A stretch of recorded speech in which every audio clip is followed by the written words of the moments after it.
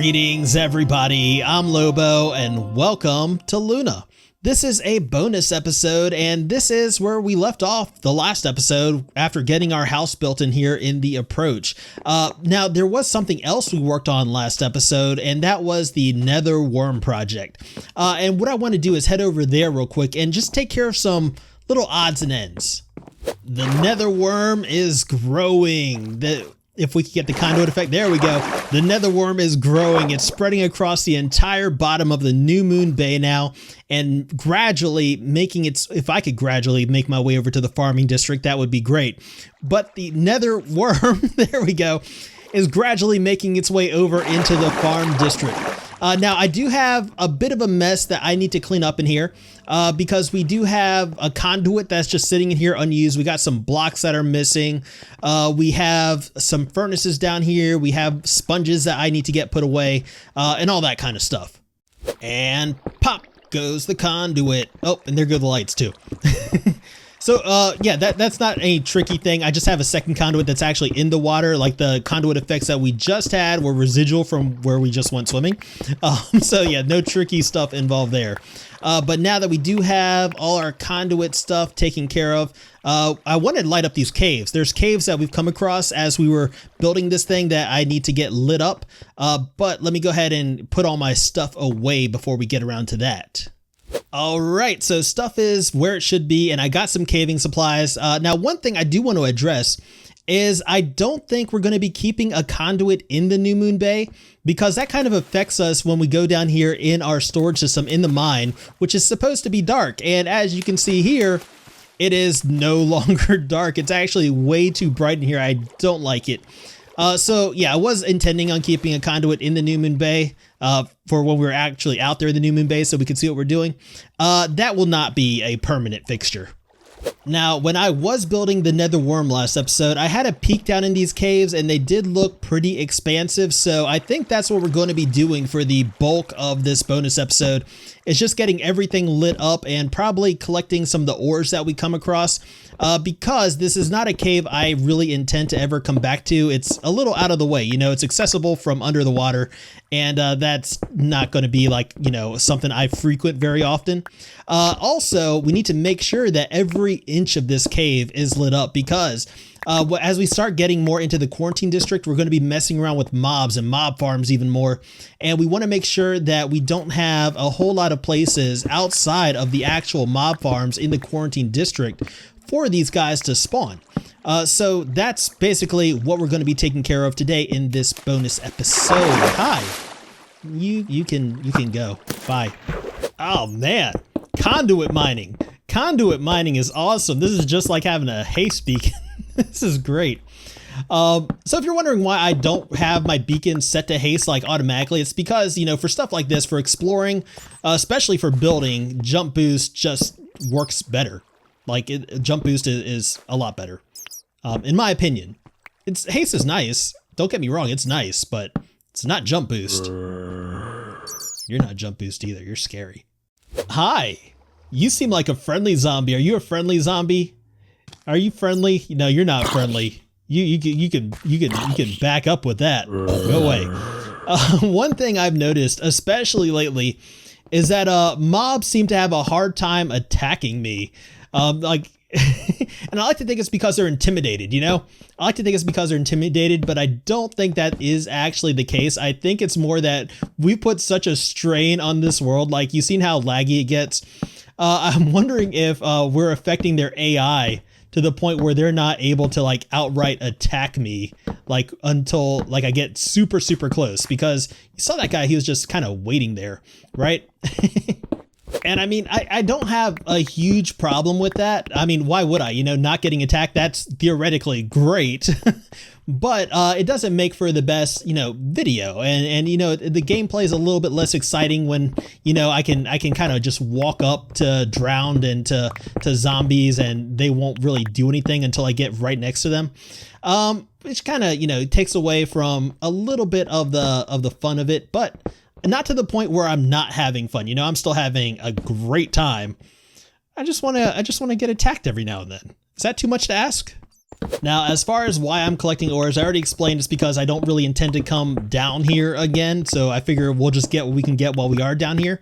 But why I need these is because this is like one of the few things that we don't really farm automatically. I don't have an iron farm, I don't have a gold farm. I guess we technically do have a coal farm at the Withering House. That's kind of a long way to travel though. If I can just, you know, stock up on coal while we're caving, that's much better for me. That works a lot better. So I think what we're going to do as far as the ores go is maybe we will kind of tally them up at the end and see how much we actually get overall. So if you want to make any guesses, feel free. I mean, I don't know how big this cave system is. I have no idea. You don't either. So I can pretty much guarantee that any of our guesses would be wrong. But I mean, if you want to, go ahead. Hey, check this out. Check this out. We got flowers growing underground. How awesome is that? We are in a ravine. I did not even realize we were in a ravine. Wow, that complicates things. So let me just go ahead and say I'm not going to be scaling any walls to get ores. We're not hurting for any. I did say we're going to collect what we could, but we're actually just going to collect what's convenient for us because, yeah, I don't have that much time to invest in it. I mean, we're not hurting for anything. We don't actually need any of this stuff right yet, but, you know, it's nice to have some on hand. This guy actually does not seem to have any issues pathfinding towards me. Where did you come from? You go away. You go away. Where did you come from? Did you drop down? I'm gonna have to go up there, aren't I? I'm gonna have to mountaineer up there and light that.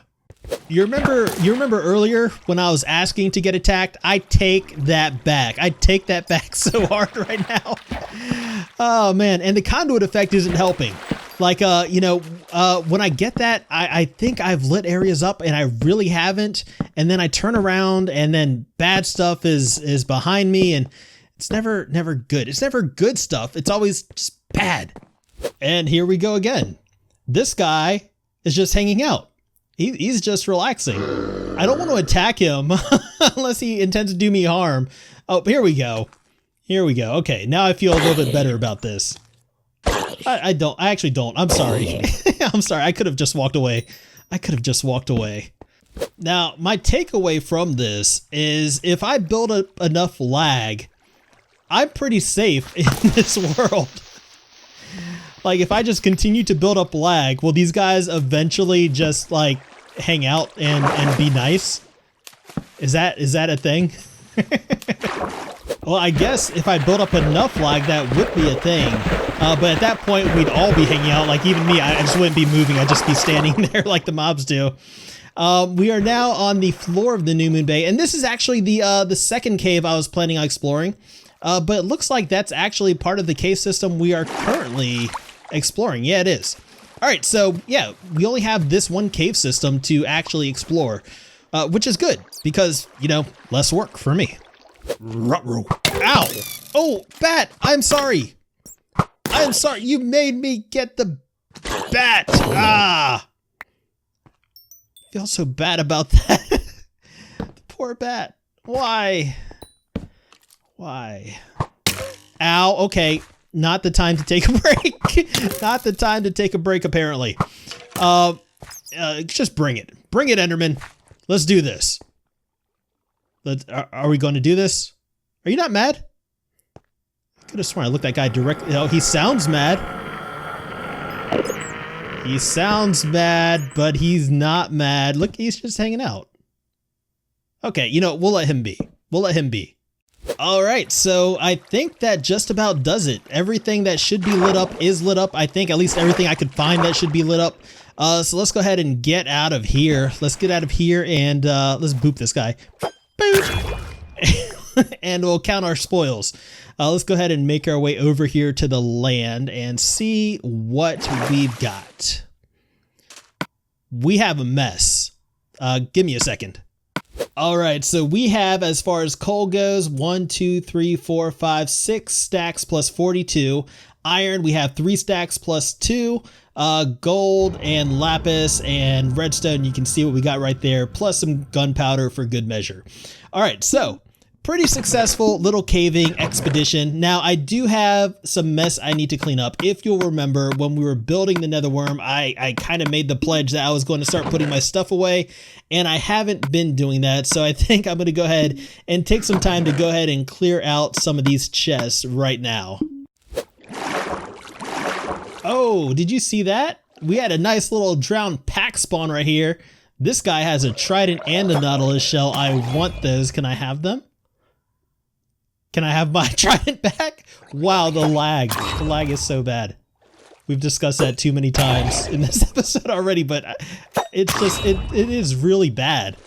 Now, full disclosure, the lag is not actually always this bad, but I have had my storage system running even before starting this little bonus episode because I need to get some stuff put away. But man, when this thing is running, you can feel it. So yeah, just so you know, it's not always this bad. I just noticed something that's kind of embarrassing. All right, so I am running this last bit of stone over to the storage system, and I noticed this. I noticed that, yeah, you know how sometimes I say I'm lazy and how some of you guys don't believe me? Well, this, I couldn't move this. I couldn't be bothered to move that one thing over, so it's all like cattywampus now. And now that I see that, I have to fix it. I have to. I can't believe that this dock has been sitting here structurally compromised for, it's got to be at least a year, more than that. It's got to be more than that. Oh man. But now we're looking a little bit better. All right. So that takes care of that. And once we get this log put away, we are good to go. So everything should be feeding into the storage system where it will be automatically sorted and everything will be good and will be organized. And everything will be awesome. All right, so I think that is probably going to do it for us. Excuse me, big guy. Excuse me. This place is not Iron Golem accessible. We need to do something about that. Let me go ahead and get my tool to mend up. And yeah, I think that is going to do it for us today. So I hope you enjoyed this little behind the scenes look at Luna. If you did enjoy it, you know, please hit that little thumbs up button. That would mean a whole lot to me. And if you want to see more, please remember to subscribe. And as always, I just want to thank you guys for hanging out. I deeply appreciate it. And until next time, I am Lobo, and I will see you guys later.